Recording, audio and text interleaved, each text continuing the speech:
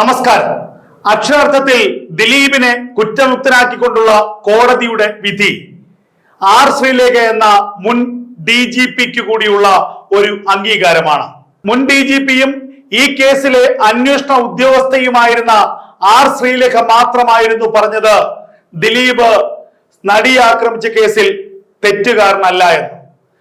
നടിയെ ആക്രമിച്ച കേസിൽ ദിലീപിന് ഒരു പങ്കുമില്ല എന്ന് തെളിവുകളുടെ അടിസ്ഥാനത്തിൽ ആർ ശ്രീലേഖ പലതവണ പല വേദികളിൽ പറഞ്ഞു.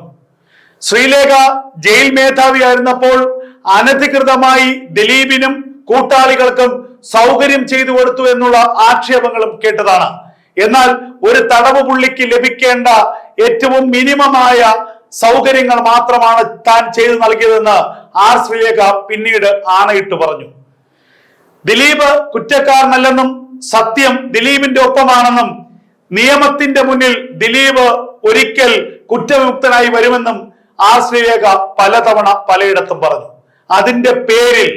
അതിന്റെ പേരിൽ രാഷ്ട്രീയ വൈരത്തിന്റെ പേരിൽ ആർ ശ്രീലേഖയെ ക്രൂശിക്കാനാണ് കേരളത്തിലെ ഒരു വിഭാഗം മാധ്യമങ്ങൾ ശ്രമിച്ചത്.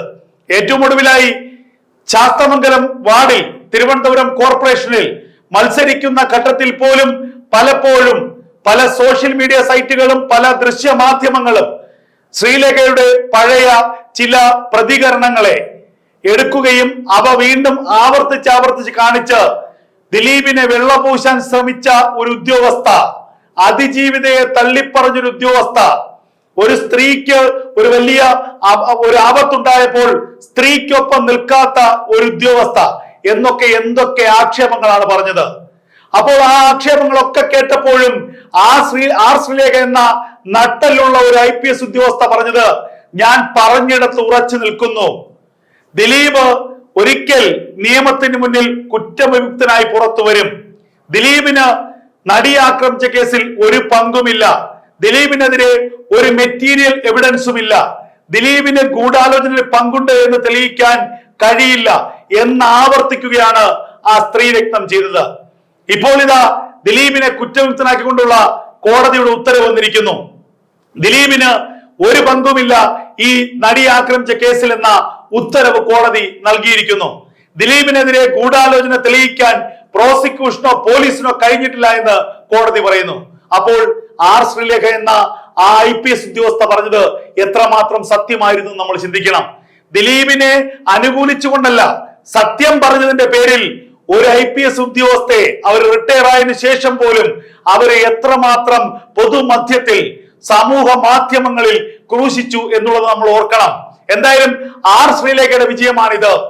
ഒരു IPS ഉദ്യോഗസ്ഥ എന്ന നിലയ്ക്ക്, ഒരു DGP എന്ന നിലയ്ക്ക്, ഒരു പോലീസ് ഉദ്യോഗസ്ഥ എന്ന നിലയ്ക്ക് തന്റെ ജോലി സത്യസന്ധമായി ചെയ്യുകയും തന്റെ അറിവിൽ ശരിയെന്ന് തോന്നുന്ന കാര്യങ്ങൾ യാതൊരു ഭയവുമില്ലാതെ പരസ്യമായി വിളിച്ചു പറയുകയും ചെയ്ത അത് ചെയ്യാൻ കാണിച്ച ചങ്കൂറ്റത്തിന് തലസ്ഥാനവാസികൾ വലിയ അംഗീകാരം നൽകുമെന്ന കാര്യത്തിൽ യാതൊരു സംശയവുമില്ല.